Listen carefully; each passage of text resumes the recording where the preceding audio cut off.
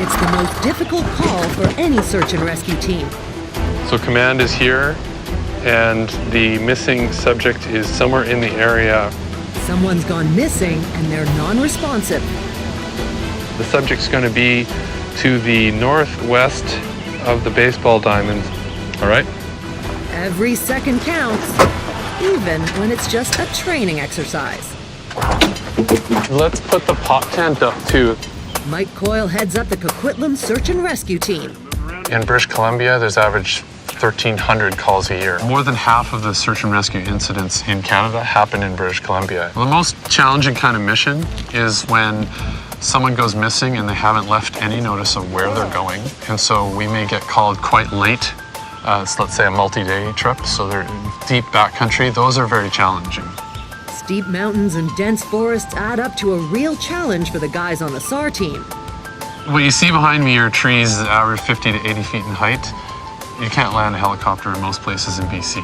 To solve that problem, Mike has partnered up with Kaizen Kinetics, makers of UAVs or unpiloted aerial vehicles.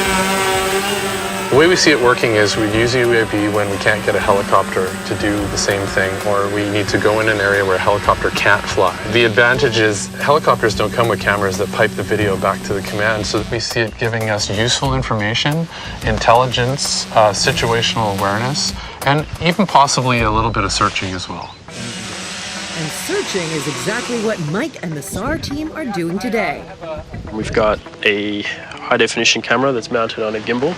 We're able to link that back down to the ground station on a live video link. And then we've got the first-person view camera, which is the camera that the operator is using to actually pilot the system. These are the first-person view goggles, what the operator would be using. And that's actually collecting the video signal from the unit itself and projecting it into the goggles. But the feature that's really got Mike's attention, an infrared camera called FLIR. The FLIR, or forward-looking infrared, essentially allows us to pick up on the heat signature. So we see that as being a useful thing for a non-responsive subject. When someone's not responsive, it becomes really difficult to find them. So the FLIR will help a lot there. Mike and the team are about to put this UAV through the paces of a serious search and rescue call. The purpose of this scenario is to sort of recreate an event that happened a few years ago where a mountain biker was fairly gravely injured. His friend came out to get assistance and couldn't lead us back to where he was. We were thinking a UAV would be a useful tool to use in that kind of situation, so we're going to try that today. For an extra dose of authenticity, crew member Robin recreates the accident without telling the team where he is.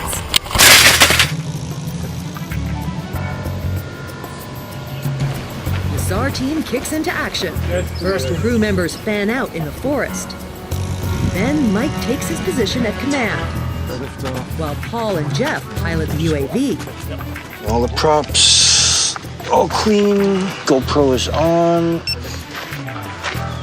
Video is on.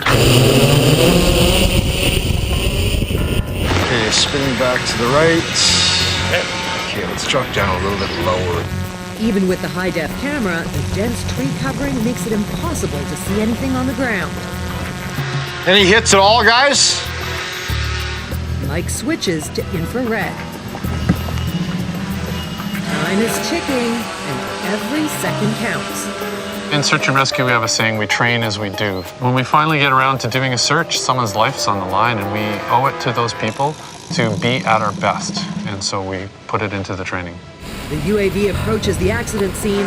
Robin can see the drone, but can the drone see Robin? Can you turn it left? Yep.